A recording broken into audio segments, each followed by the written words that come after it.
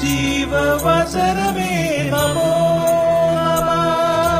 വചനദീപ്തിയിൽ തവഹിതം പോൽ ദൈവരാജ്യം പണിതിടുന്നേ.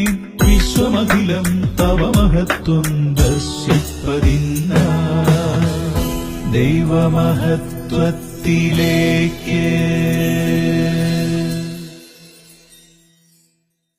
പ്രിയ ദൈവമക്കളെ, ദൈവമഹത്വത്തിലേക്ക് നിങ്ങൾക്ക് സ്വാഗതം.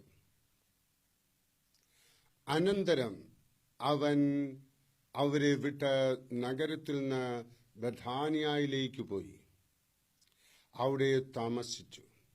മത്തായി 21:17. ദൈവ സാന്നിധ്യം വ്യക്തമായി അനുഭവമാക്കാൻ സാധിക്കുന്ന പാവന രംഗമാണ് കുടുംബം. ദേവാലയത്തിൽ ആരാധകരുടെ മധ്യത്തിൽ സന്നിഹിതനാകുന്ന കർത്താവ് കുടുംബങ്ങളിലും സന്നിഹിതനാകും. ബഥാനിയയിലെ കുടുംബത്തോടൊത്ത് രാത്രി പാർക്കുവാൻ യേശു ഇഷ്ടപ്പെട്ടു.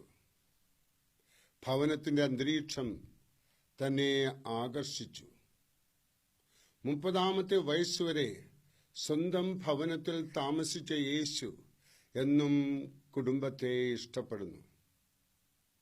കാനായിലെ വിവാഹ സദ്യയിലും പത്രോസിന്റെ ഭവനത്തിലും ശിമയോന്റെ വീട്ടിലെ വിരുന്നിലും യേശു സംബന്ധിച്ചു.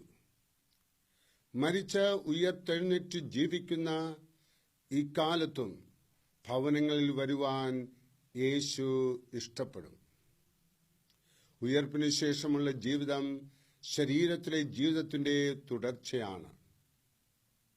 ഭൗതിക ശരീരത്തിൽ ജീവിച്ച കാലത്ത് ഭവനങ്ങളിലെ കൂട്ടായ്മ ഇഷ്ടപ്പെട്ടു. യേശു ഇന്നും ഭവനങ്ങളെ ഇഷ്ടപ്പെടും.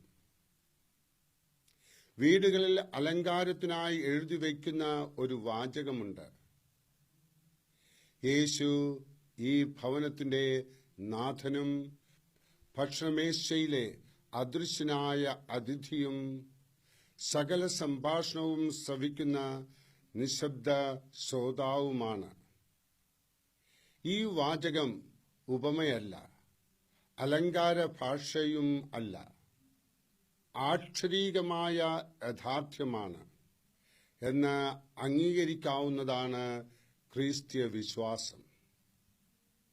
ദൈവവിശ്വാസം കേവലം വ്യക്തിയുടേത് മാത്രമായി ഒതുങ്ങി നിൽക്കാതെ കുടുംബത്തിൻ്റെതായി രൂപാന്തരപ്പെടണം. ഞാനും എൻ്റെ കുടുംബവും ദൈവത്തെ സേവിക്കുമെന്ന് പറഞ്ഞ യോശുവയുടെ ദൈവാശ്രയം തൻ്റെ സ്വന്തം മാത്രമായിരുന്നില്ല, കുടുംബത്തിൻ്റെ മുഴുവനും ആയിരുന്നു. നമ്മുടെ ദൈവാശ്രയം കുടുംബം മുഴുവൻ്റെയും ഏകോപിച്ചുള്ള അനുഭവമായിരിക്കണം. നമ്മുടെ കുടുംബ പ്രാർത്ഥനയും അതോട് അനുബന്ധിച്ച് നടത്തുന്ന വേദപുസ്തക പഠനവും കുടുംബത്തിന്റെ ഐക്യതയെ പരിരക്ഷിക്കും. ഭൂമിയിലെ സ്വർഗം ക്രിസ്തീയ ഭവനമാണ്. നല്ല കുടുംബങ്ങളിൽ യേശു വസിക്കുന്നു. കർത്താവായ ഈശോയുടെ സാന്നിധ്യം നമുക്ക് നമ്മുടെ കുടുംബങ്ങളിൽ അനുഭവിക്കാം. പരിശുദ്ധ അമ്മ IMS അമ്മ നമ്മുടെ സഹായത്തിനായിട്ട് വരട്ടെ. ആമേൻ.